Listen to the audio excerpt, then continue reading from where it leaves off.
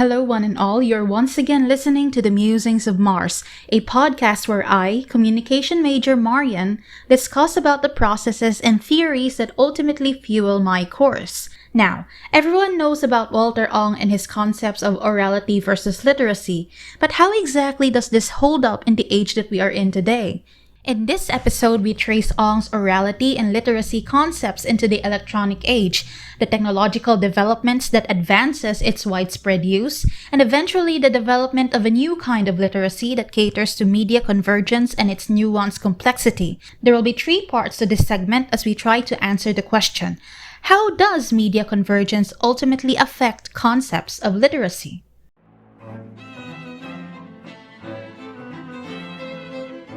Part 1. The Electronic Age and Secondary Orality.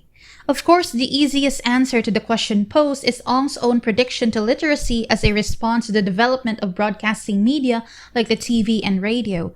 The electronic age, played with broadcast programs and cell phones and telephones, has ushered in what Ong has called secondary orality. It is important to note that at this age, media convergence is well on its way. Traditionally, typewritten scripts are read and spoken on both television and radio news programs. Secondary orality even applies to vlogs, conversational speeches videoed and published through a social media platform.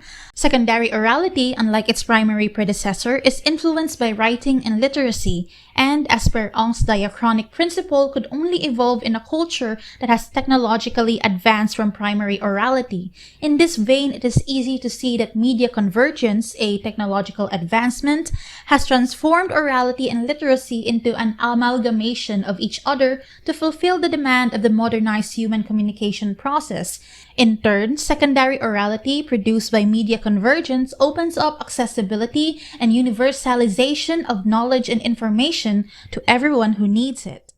Part 2. Developing Media and Information Literacy. Secondary orality may be fine and dandy if humanity has stopped evolving in the electronic age. We have not, however, and it has come to the point that technology makes human communication so broad and complex that secondary orality does not exactly cover the basis for now. The digital age makes media convergence rampant and not only focuses on verbal or written expression of thoughts. Memes, for example, are purely visual, but they send a message all the same. Accessibility too is easy to achieve with media convergence. With a phone or a laptop, anyone can type or take a video and broadcast it on the net. The web becomes populated as audiences become both creators and receivers of the message. How then can you wade through this convoluted system? I argue that literacy in the digital age has well advanced to what is now called as Media and Information Literacy, or MIL, described by the Declaration of Moscow as the combination of knowledge, attitudes, skills, and practices required to access, analyze, evaluate, use, produce, and communicate information and knowledge in a creative, legal, and ethical way that respects human rights. MIL is multifaceted in a way that it moves beyond traditional forms of media and include contemporary sources like video games, photographs, memes, videos, and audio messages. It does not just touch a culture's ability to read and write words, but rather to engage and communicate in a holistic manner that is fit for media convergence, like visual cues, audio and oral reviews, critical analysis, fake news verifications. With that, it can be claimed that MIL is a nuanced, higher-order combination of orality, literacy, and other kinds of human communication process. In a world that has suddenly been saturated with information, it is imperative that we be brave enough to evolve and step to the unknown. Part 3. Conclusion.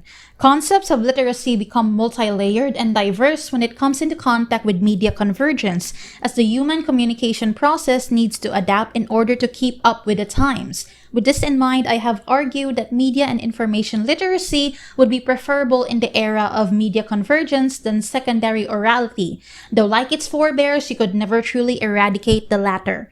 Its adaptability only proves humanity's gift of progress, and it will continue to do so in the world to come.